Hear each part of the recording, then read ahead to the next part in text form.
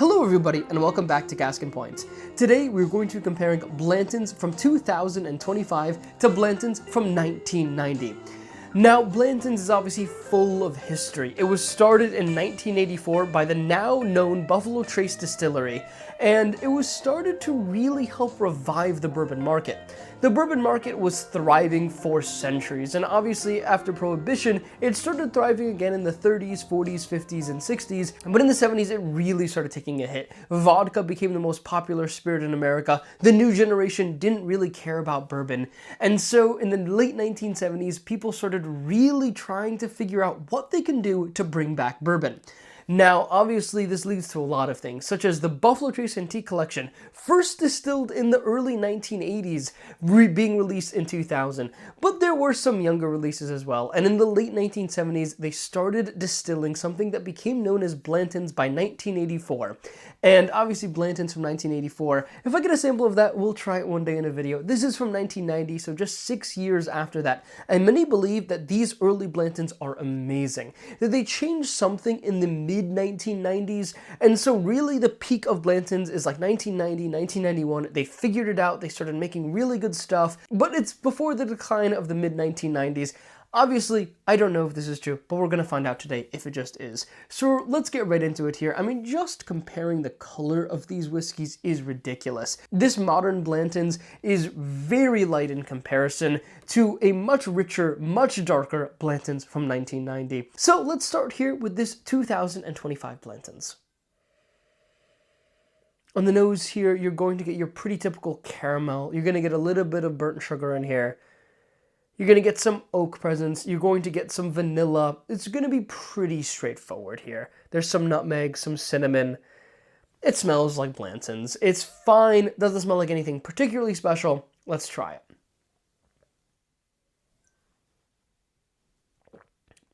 It's pretty light.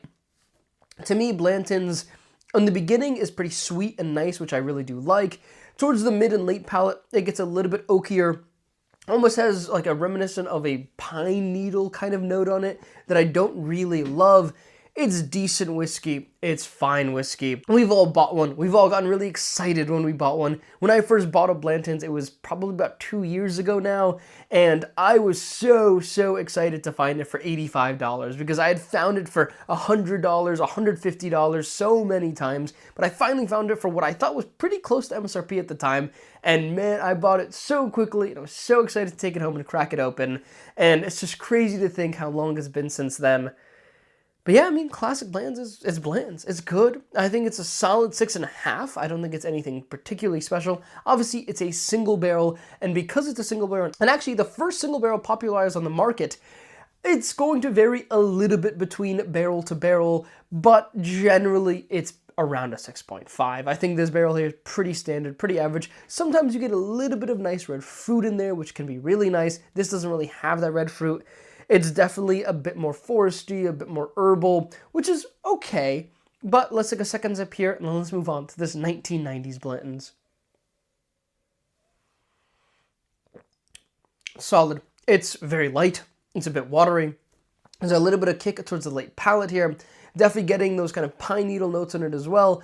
But it's more prominently the caramel, the vanilla, a soft, sweet oak on it. Solid. Nothing wrong with that. I get why that's a good beginner's bourbon. But let's try this 1990s Blanton's. Now, a Blanton's from this age would cost somewhere between $400 and $450 on the secondary market. Obviously, they don't really come around too often, and so it's the kind of thing where the secondary market is just surging on these old dusty bottles. When somebody actually posts one willing to give one up, people are pretty quick to buy them. And on the nose here, it's super rich. I mean, there's just a ton of vanilla on that. That's definitely by far the most prominent note here. There's some caramel on that for sure, a good rich oak. There's definitely that kind of dusty element on it as well, which people really just say it just smells like dust. It's all over this pour. Wow, let's try it.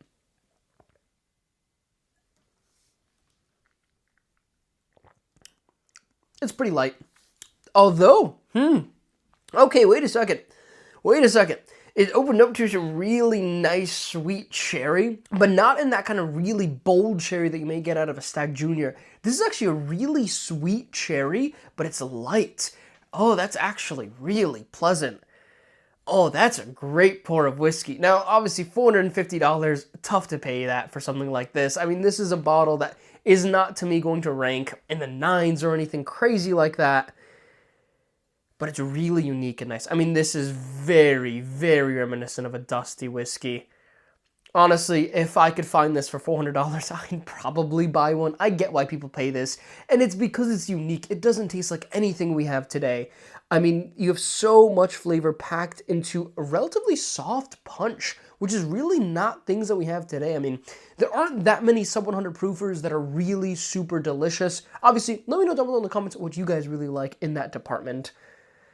My favorite is Wild Turkey Master's Keep 17 year, the one from 2015, sub 90 proof. Amazing, very flavorful, but it doesn't have that kind of vanilla bum on this. Oh, wow, that is great. Let's take a second sip here.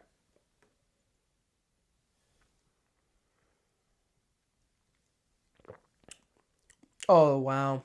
Oh, wow. That is really sweet. It got even sweeter on that second sip here.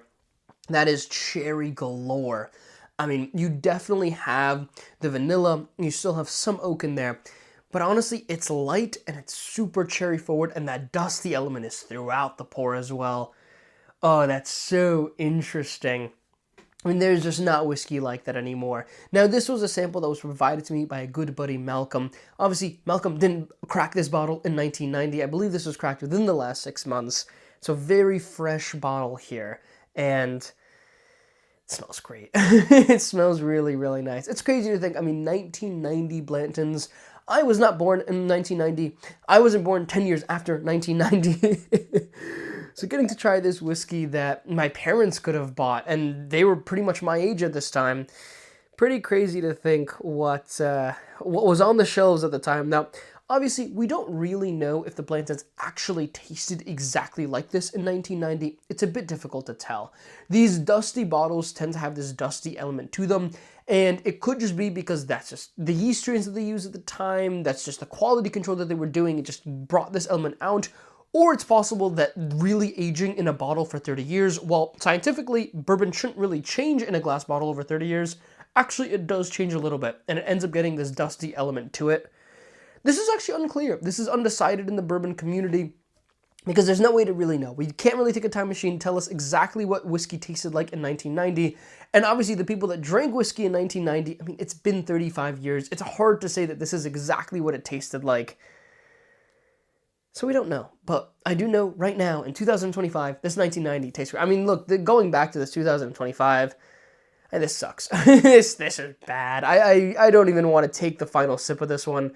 Like, it's light, it's caramel, it's a little bit of vanilla, it's a bit like pine forward, as I've said, a bit herbal, and kind of cloves on there. I think with the history behind it, with the lore behind it, obviously it's Blantons. I get why people go crazy for Blantons. But especially as the MSRP on this bottle keeps going up. I mean, in Connecticut now, it's about $89.99. And so these are really starting to sit on shelves in a lot of places in the country, which is cool. I mean, look, Blantons, I'm glad if those that are really drinking the Blantons and enjoying Blantons are getting Blantons easier. That's good. But they're not drinking 1990s Blantons. I mean, this is just great. I mean, oh wow, if Blantons tasted like this today, that would be special. Let's take another sip here.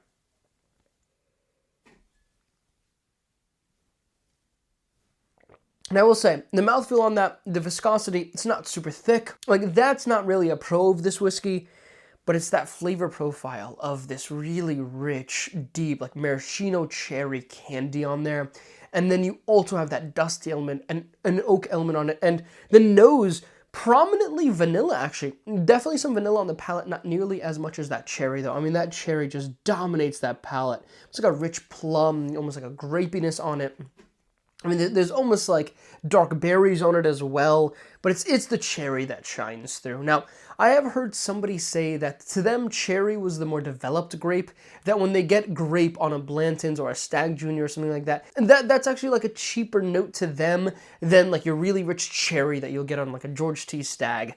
And I had actually never really thought about it like that. I thought cherry was more standard on these kinds of bottles, so I've actually associated grape as being like a higher class note.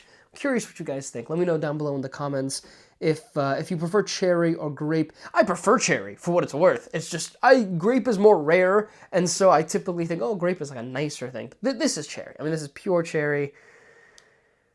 Wow. Okay, let's take this final sip and let's give it a rating.